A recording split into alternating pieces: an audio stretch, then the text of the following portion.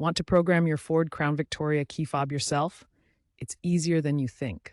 First, ensure your vehicle is unlocked, all doors are closed, and you have a new or reprogrammed fob with fresh batteries. Most 1998 to 2011 models use this method.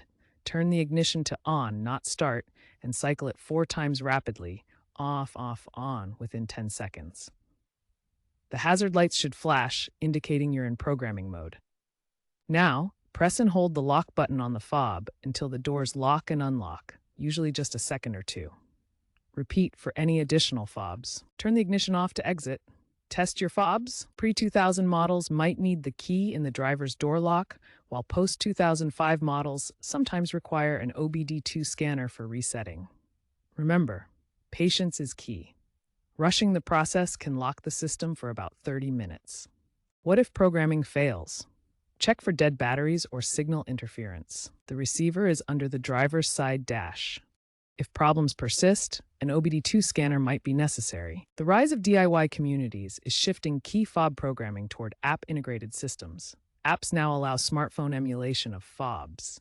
Universal fobs are on the rise, supporting multiple frequencies and reducing Crown Vic-specific needs. Sustainability matters too. Owners are opting for reprogrammed used fobs over new ones. As the automotive world advances, DIY guides may incorporate VR tutorials, but remember, cybersecurity risks exist. Keep your systems updated and protected.